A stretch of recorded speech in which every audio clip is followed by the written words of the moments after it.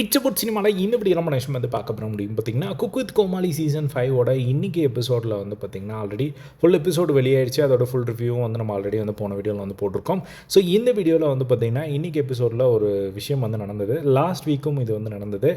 என்ன அப்படின்னு பார்த்திங்கன்னா திடீர்னு ஷாலின் ஜோயா அவர்கள் வந்து பயங்கரமாக கதறி அழ ஆரம்பிச்சிடுறாங்க. ஸோ லாஸ்ட் வீக் நடந்தது.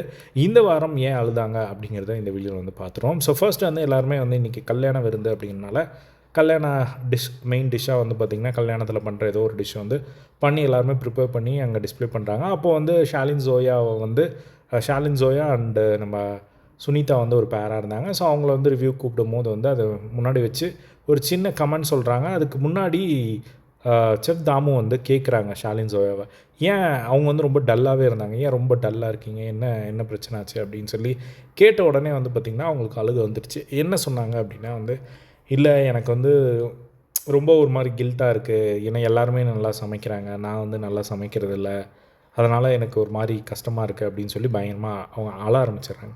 ஸோ எல்லாருமே ஜோக்கு தான் அழுறாங்கன்னு பார்த்தா உண்மையிலே வந்து நல்லாவே வந்து கண்ணில் தண்ணியெல்லாம் ஒழுக ஆரம்பிச்சிருச்சு. ஸோ அந்தளவுக்கு வந்து அழுதுட்டாங்க.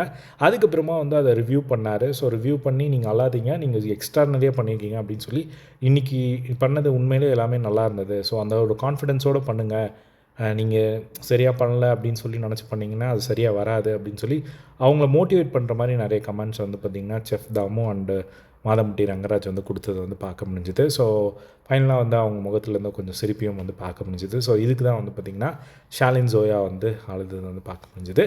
ஸோ இதுதான் வந்து பார்த்திங்கன்னா இன்றைக்கி எபிசோடில் ஒரு செக்மெண்ட்டாகவே வந்து நடந்தது அப்படின்னு தான் சொல்லணும். ஸோ இதே மாதிரி எல்லா குக் வித் கோமாளி ரிலேட்டடான அப்டேட்ஸ் தெரிஞ்சுக்க நம்மளோட சேனலில் சப்ஸ்கிரைப் பண்ணி சப்போர்ட் பண்ணுங்கள். தேங்க்ஸ் ஃபார் வாட்சிங். பை.